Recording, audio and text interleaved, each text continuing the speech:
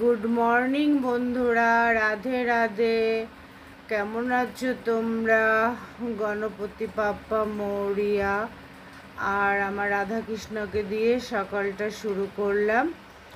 তো তোমরা কেমন আছো? আশা করি ভালো আছো।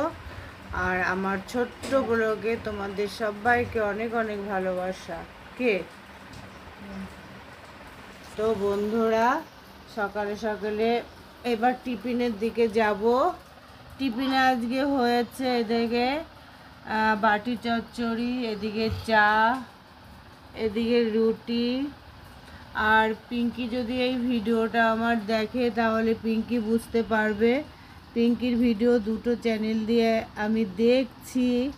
আজকে পিঙ্কি নিজের ভাষায় ভিডিও বানাচ্ছে, খুবই ভালো লাগছে।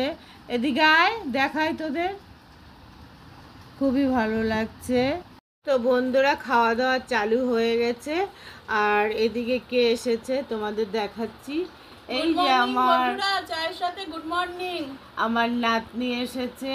আর মেঘের পালক তোমরা কে কে চেনো? ও আমার দিদির মেয়ে, ও এসেছে। এসেই চা পেয়ে গেছি বন্ধুরা, মাসির বাড়ি এসেই। আর নাতনি তো খুব খুশি, এখানে আসলে খুব খুশি হয়। তো টিফিন খাচ্ছে, চা খাচ্ছে। আমরা তাহলে খেয়ে নিই। তোমাদের ডাকলেও তো আসতে পারবো না, শুধু ফালতু বলা হবে। তো খেয়ে দিয়ে কী রান্না হবে সেটা দেখাবো। তো বাটি চচ্চড়িটা কিন্তু শর্মিলা দারুণ করে। তো খেয়ে দিয়ে আবার আসছি, চলে যাব রান্নাঘরে।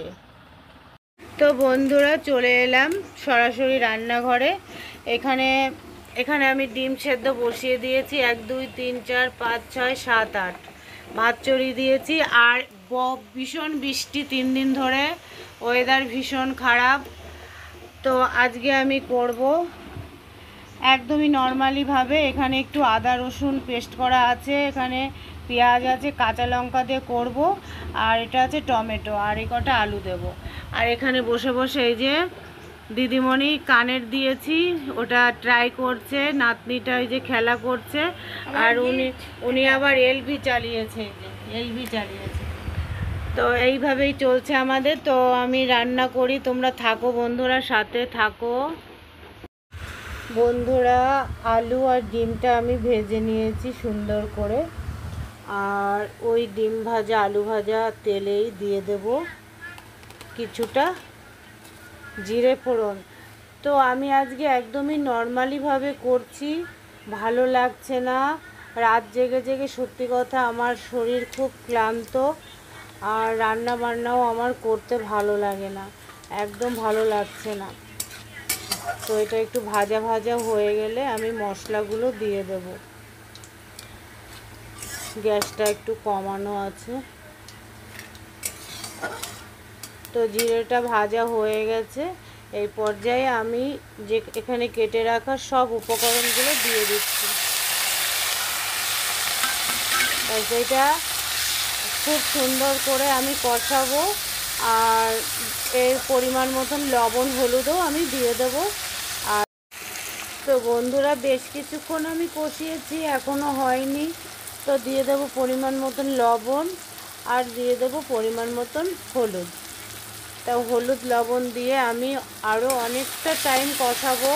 আর আজকে আমি একটু তেল কম দিয়েই রান্না করছি, আর কোনো শুকনো লঙ্কা ব্যবহার করছি না।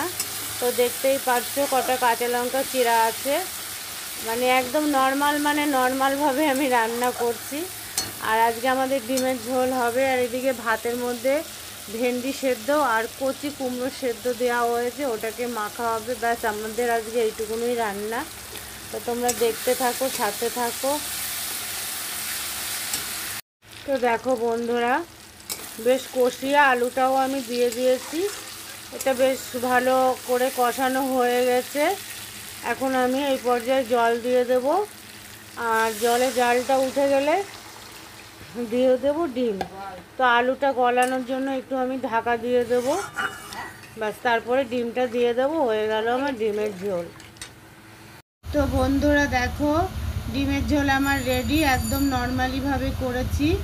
এটা একদম মাছের ঝোলের মতন গোটা মশলা দিয়েই করেছি। পেঁয়াজ কুচি, রসুন কুচি, আদা, টমেটো আর কাঁচা লঙ্কা দিয়ে। তো কেমন হয়েছে অবশ্যই জানিও। আর এদিকে একটু ডাল বাটা ছিল, এই কটাই বড়া হয়েছে। আর ভাতের মধ্যে আছে ভেন্ডি আর কচি কুমড়ো সেদ্ধ, ওটাকে মাখবো। তো শুভ দুপুর বন্ধুরা, কেমন হয়েছে আজকের মেনু আমাদের অবশ্যই জানিও। আর তোমরা ভালো থেকো, সুস্থ থেকো। আর এখনও আমাদের এখানে আবহাওয়া খুবই খারাপ, ভীষণই বৃষ্টি হচ্ছে, বৃষ্টি থামার নাম নেই। আর ভালো থেকো, সুস্থ থেকো। ভিডিওটা এখানে শেষ করছি। Bye, tata.